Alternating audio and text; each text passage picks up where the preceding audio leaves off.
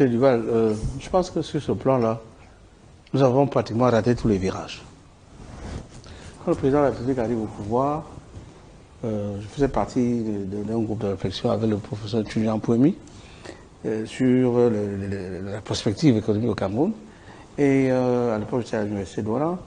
Et nous avions, sous cette direction, commis des documents et sur l'évolution pour alerter le gouvernement sur les risques qui nous pendaient, n'est-ce pas, au nez si des réformes structurelles n'étaient pas prises pour maîtriser, n'est-ce pas, notre propension à l'endettement et la gestion et le financement de l'économie.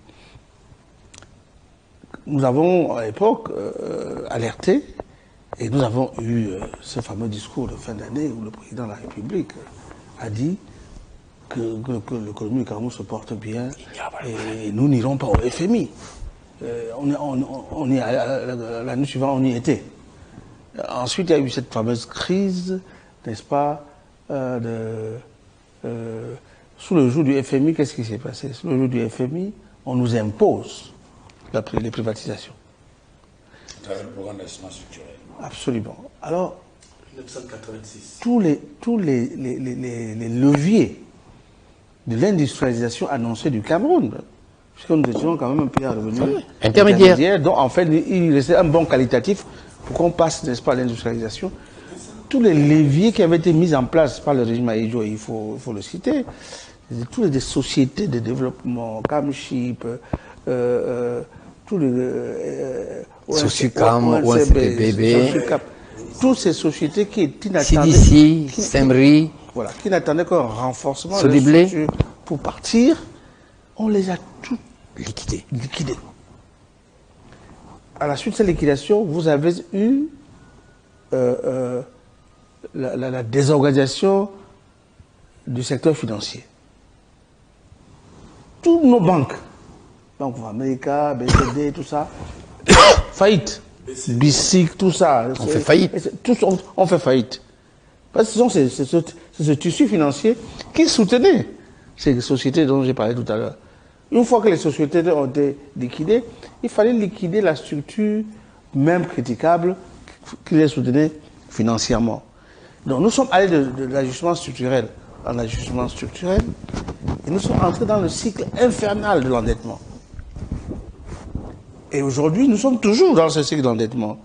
Quand on voit ce que nous coûte le service de la dette aujourd'hui, c'est colossal. Parce qu'on vous dit qu'on a 13 000 milliards de dettes. Mais ce n'est pas ça qui est... Le taux d'endettement du Cameroun est supportable. Mais c'est le service de la dette qui plombe notre économie. Je voulais dire, pour revenir à la divergence formelle que mon copain a dû croire voir, il n'y en a pas.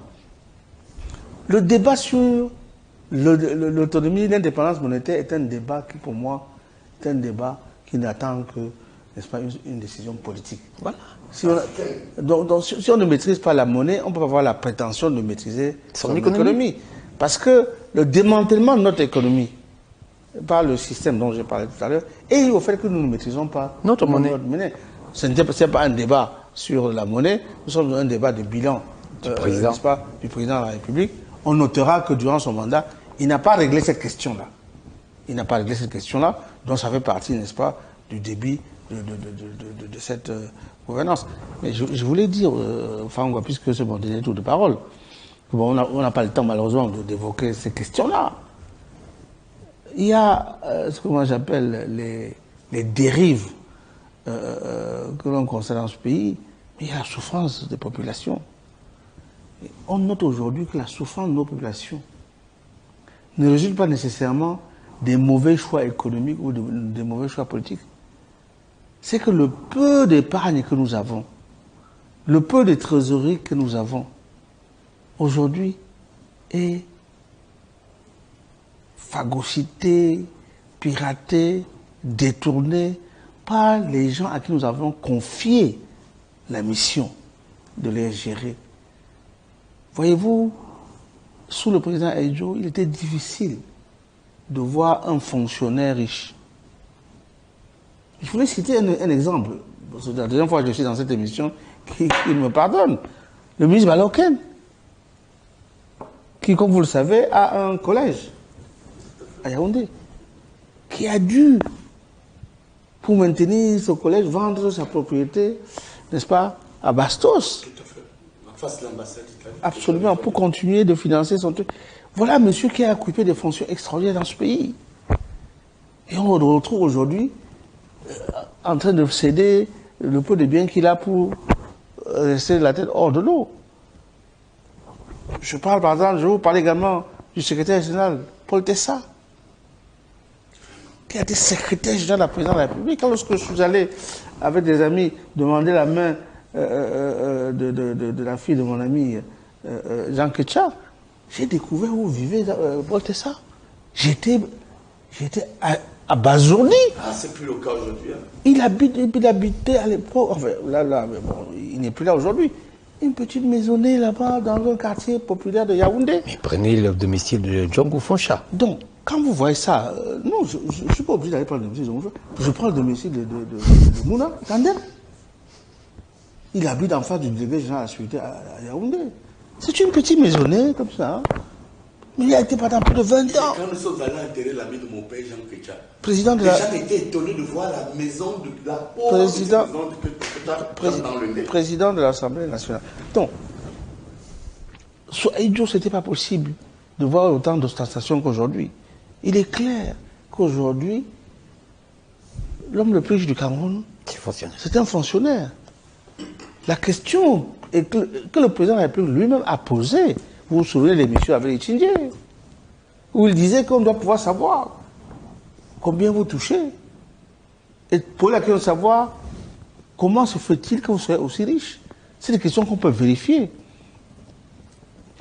Dans une autre émission, dans une chaîne concurrente, j'avais indiqué que la question même de l'article 66 est dépassée. On n'en est plus à la question de la déclaration des biens. On en est aujourd'hui à voir comment des gens nous écrasent tous les jours et personne n'arrive à nous expliquer comment ils font. Une loi sur le blanchiment d'argent, sur... Non, sur l'enrichissement illicite. Sur l'enrichissement illicite pour régler ces questions. Je pense que, bon, j'ai commencé mon intervention en souhaitant bon anniversaire au président de la République. Et je lui dis, il faut que sur la question de la justice, qu'il garde la main. Il faut, sur la question des détournements de deniers publics, qu'il garde la main. Tout à fait. Il est soutenu par... Il faut que sur cette question-là, qu'il sache que le peuple camerounais le soutiendra jusqu'au bout et qu'il est souhaitable, si Dieu le veut, quand Dieu le voudra, qu'il quitte la scène en laissant un combat aussi puissant que celui-là perdurer. Donc, sur le plan économique, nous sommes toujours sur notre fin parce qu'on a comme l'impression que beaucoup de volonté politique, très peu de réalisation. Et je ne parlerai pas des grands chantiers inachevés du Cameroun. Il a lancé plein de chantiers qui sont aujourd'hui inachevés.